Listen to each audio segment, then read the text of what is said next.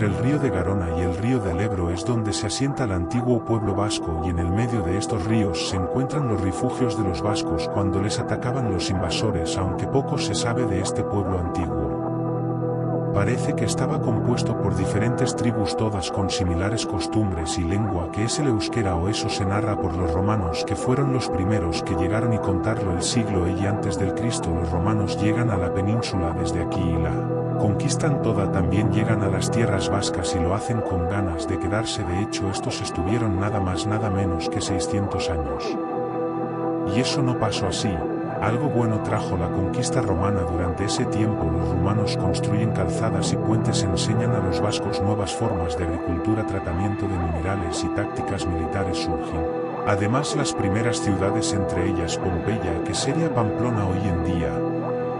Llega el siglo V, el imperio rumano está debilitado, empieza su decadencia. Durante esos tiempos había los pueblos del norte de Europa con ganas de extenderse. En primero los suevos, y vándalos y elános pasan por las tierras vascas. Si solo pasan y van a diferentes puntos de la península. Luego llegan los visigodos, que ocupan sin mucha agresividad, aunque se encontraban solo en el sur. De pronto se van a la península porque son empujados por los francos. Los francos entraron más agresivos, seguros de sí mismos en el siglo VI, y estos se asaltan tierras vascas. Eso sí, los vascos no se lo pusieron nada fácil, porque estos ya se había aprendido tácticas militares de los romanos durante el tiempo que estuvieron en sus tierras. Entonces ya han dejado de ser un pueblo débil. Se conoce una batalla de Roncesvalles, se aumentó el ánimo de los vascos ya que comieron a los francos.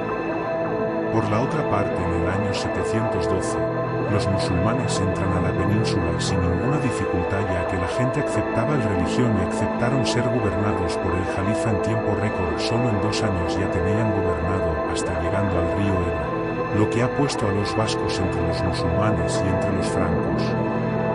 En medio de esas dos amenazas, en Pamplona se veía cada vez cómo se crecía por la parte de la organización política. En el siglo X se construye un verdadero el reino de Pamplona, teniendo como el primer rey Íñigo Arista.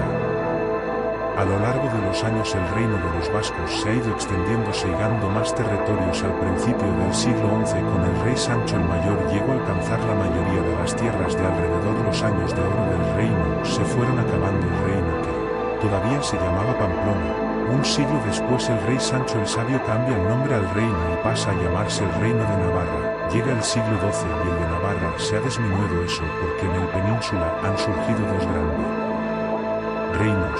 Está el reino de Castilla, el más poderoso, y al otro lado el de Aragón, que al principio se dependía de los reyes de Navarra. Estos han ido echando a los musulmanes de sus tierras y ahora ejercen presiones en las tierras vascas, lo que llevó al reino navarro a perder el fuelle. En principio Vizcaya, que se pone en parte de Castilla, llega la fecha importante 1200. Castilla conquista Victoria y de paso lleva Guipúzcoa. Navarra pierde protagonismo y se reduce a sus actuales tierras. Al norte se encuentra un ducado de Vasconia. Durante los siguientes siglos la presión continúa así que ante tanta tensión surge entre los navarros una doble tendencia entre agramonteses y beamonteses.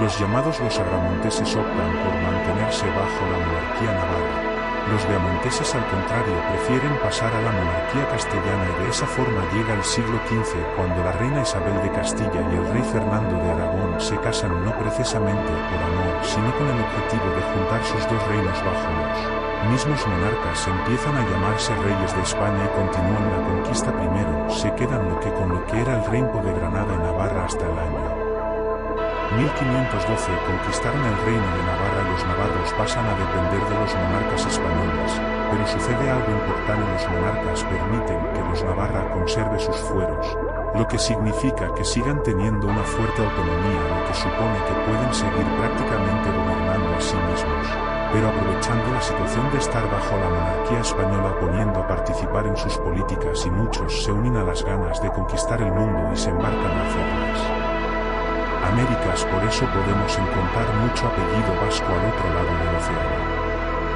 Año 1700, la Guerra de Sucesión Española. En ese momento el rey Carlos II muere sin hijos, lo que significa estar en juego quién será el siguiente rey, estando rodeado por un lado está Francia con la dinastía Borbón reinando y por otro lado Austria con el archiduque Carlos, interesados en colocar en el trono español a alguien de su familia y así poder ganar más poder. Se estalla una guerra entre ellos, los navarros, los vizcaínos, a la vez se pusieron al lado de los Borbones, luchan a su lado y les salió bien entonces los austríacos. Terminan retirándose y Felipe de Borbón se hace con la corona, quita todos los fueros a todos los territorios de la península menos a los 4 territorios vascos como agradecimiento por su apoyo. A finales del siglo XVIII comienza una época terrible para el pueblo vasco. Por un lado se produce la Revolución Francesa y se impone la igualdad social para todos en Francia. Todos los franceses son iguales, lo que significa que, entre otras cosas, no se acepta que los vascos no se consideren a sí mismos vascos franceses, todos deben ser iguales según ellos. Desde París mandan a tierras vascas el ejército y arrastran a miles de sus habitantes hacia el norte. Muchos vascos mueren mientras los empujan en condiciones inhumanas. A partir de entonces la zona vasca pierde toda su autonomía y pasa a depender totalmente de París en la zona sur. Mientras tanto siguen reinando los Borbones, pero ahora estos son muy centralistas, es decir, todo se debe decidir desde el centro y por tanto cada vez les hace menos gracia eso de que los alaveses, vizcaínos, navarros, guipuzcoanos entonces les conserven los fueros y ejercen fuertes presiones para eliminarlos. Esas presiones provocan las famosas guerras carlistas. Fernando VII muere y se disputa el trono entre su hija Isabel, una niña de 2 años, y su tío Don Carlos, y este muestra más dispuesto a mantener los fueros. Entonces los 4 territorios se ponen a su lado. Esto provoca 2 guerras civiles. Las guerras carlistas fueron 3 en total, pero la segunda no fue en las tierras vascas, enfrentados Borbones y carlistas. Quienes pierden, los carlistas entonces pierden sus fueros definitivamente y el reino de Navarra le quitan su nombre convirtiéndose en una provincia más. Los 4 territorios vascos de la península se quedan integrados en España como 4 provincias dependientes de Madrid según el mapa actual. Entonces el pueblo más que nunca pierde su capacidad de autogobierno, parte dependerá de París y la otra de Madrid.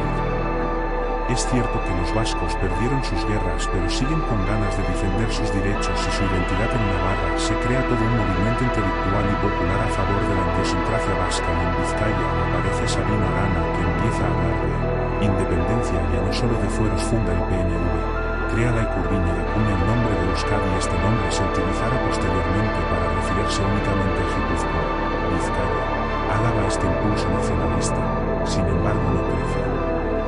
Por 2 motivos. Por un lado el mundo está en guerra. La Primera Guerra Mundial. Esta guerra quita protagonismo al movimiento nacionalista. Por otro lado en España viene periodo de 2 dictaduras. La de Primo de Rivera y la de Franco, y esta última fue durísima y supuso 40 años de un estado de terror con fusilamientos de miles de personas y sin que nadie se atreviera a llevar la contraria al dictador. En esa época se persigue el nacionalismo y el euskera se prohíbe. Solo un grupo de estudiantes se moviliza contra Franco y así 1959 surge ETA. En principio la ETA solo hace propaganda y movilizaciones, busca la independencia del País Vasco. En la década de los 60 empieza su lucha armada y continúa tentando una transición española y también durante la democracia, y así se va evidenciando cada vez más el conflicto vasco. La sociedad vasca está dividida entre los más afines a ETA y quienes la rechazan. Hasta el año 2011 ETA abandona las armas y comienza un periodo de confrontación exclusivamente político entre diferentes partidos y ideologías.